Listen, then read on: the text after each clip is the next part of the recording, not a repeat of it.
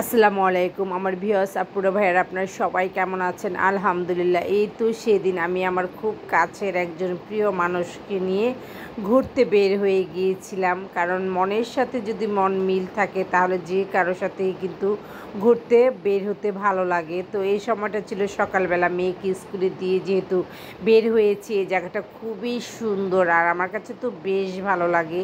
খুব সুন্দর একটা ছোট্ট কাঠের পার্ক ছিল, একদম ছোট করে তৈরি করা হয়েছে। এটা আমার আগে কখনো ওরকমভাবে চোখে পড়েনি, আজকে প্রথম চোখে পড়লো, যেহেতু নতুন তৈরি করা হয়েছে। আর অনেক দিন যাবত এই জায়গাটা দিয়ে যেহেতু স্কুলে যাওয়া হয় না, তো এখানে কিন্তু রাস্তার পাশে যেহেতু অনেক জায়গা খালি আছে, তাই এখানে মানুষ সুন্দর করে পার্ক তৈরি করেছে এবং সবজির বাগানও করেছে যাতে সবাই একটু সবজি লাগিয়ে খেতে পারে। আর এখানে প্রচুর শাক ছিল, ফুল ছিল দুব্বার উপরে, আমার কাছে বেশ ভালো লাগছিল। তো যে কোনো কিছুর একটা সৌন্দর্য কিন্তু আল্লাহ তাআলা ওরকমভাবেই দিয়ে দেয়, প্রত্যেকটা জিনিসের একটা সৌন্দর্য আছে। আর এই জায়গাটা যেহেতু খুবই সুন্দর, একদম প্রাকৃতিকে সবুজে ঘেরা, আর গাছের প্রতি আমার একটু এভাবেও দুর্বলতা অনেক বেশি। তো ফুলগুলো দাঁড়িয়ে দাঁড়িয়ে দেখতেছিলাম। এটা হলো নয়নতারা ফুল, আমি যে নামে জানি এই ফুলটা জানি না কে কীভাবে চিনি। এটা হলো তেলাকুচ পাতা ফুল, আর এই তেলাকুচ পাতা ফুলগুলো হয়তো ফল হবে তাই ফুল হয়েছে। আর এটা হলো একটা ঔষধি গাছ, গাছটার নাম ঠিক আমি জানি না। খুব সুন্দর ফুল হয়েছে, আমার কাছে তো বেশ ভালো লাগতেছিল। ওই যে একটা কথা আছে না, বনেরা বনে সুন্দর, শিশুরা মাতৃ খুলে, ঠিক ওরকমই। তো যেহেতু একটু ঘুরতে বের হয়েছি আর গাছে প্রচুর ফুল হয়েছে, আর এদিকে ডুমুর ধরেছে, এত ভালো লাগছিল ডুমুরগুলো দেখে। গাছের মধ্যে এগুলো হলো পাখির খাবার, যখন পাকবে তখন পাখিতে এগুলো খাবে। হিজল গাছে প্রচুর ফুল হয়েছিল, তো হিজল গাছের ফুলগুলো যেহেতু পড়ে গিয়েছে ঝরে, আর আমি ঘুরে ঘুরে দেখতেছিলাম, কারণ আমার কাছে তো বেশ ভালো লাগছিল হিজল গাছের ফুল দেখে। আমরা ছোটোবেলায় এই ফলগুলো দিয়ে সাবান তৈরি করে বেলুন বানিয়ে খেলা করেছি প্রচুর। আর এখানে জারুল ফুল ধরেছে, এত জারুল ফুল ধরেছে দেখে তো আমার প্রায় কি বলবো, মনে হচ্ছিলো এখানেই কোনো কিছু নিয়ে বসে পড়ি। ফুল গাছের নিচে একদমই অন্যরকম একটা সৌন্দর্য ছিল, আর প্রচুর পাখির কিচিরমিচির আওয়াজ ছিল, মৌমাছি ছিল। যেহেতু আমি আমার সবচাইতে পছন্দের মানুষটাকে নিয়ে এখানে ঘুরতে এসেছি, তাই ভালো লাগছিল। আর আজকে কিন্তু বাসায় হাজব্যান্ডকে, শাশুড়ি আম্মাকে বলে এসেছিলাম আমার আসতে একটু দেরি হবে স্কুল থেকে।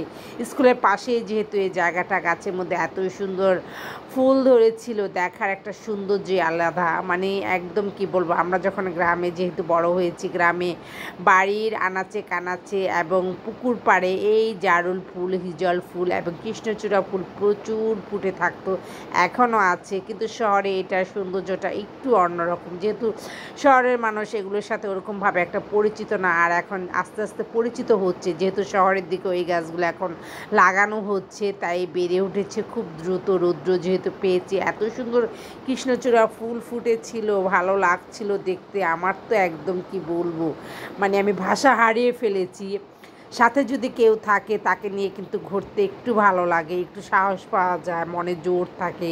তো আমি কৃষ্ণচূড়া গাছের নিচে দাঁড়িয়েছিলাম, আর এদিকে আমার খুব কাছের এবং পছন্দের মানুষটা, সে আমাকে একটু ছবি তুলে দিচ্ছিল আর আশেপাশের দৃশ্যটা একটু ভিডিও করে নিল, কারণ সে জানে আমার এই জিনিসগুলো খুবই পছন্দ, আর আমি বলাতে কখনোই না করতে পারিনি। ভাবলাম যেহেতু একটু ঘুরতে গিয়েছি আপনাদের সাথে শেয়ার করি। আর এই তো আমি এখন রওনা দিয়ে দিয়েছি আর কি। তো ভাবলাম যে এখানকার যেই ছোট্ট মিনি পার্কটা, এটা আবার একটু শেয়ার করি। আর এখানে ভিতরে দেখলাম যে দুব্বা ফুল লাগিয়েছি, খুব সুন্দর বেড়ে উঠতেছে, ভালো লাগছিল দেখে। এই মুহূর্তটা একটু অন্যরকম ছিল।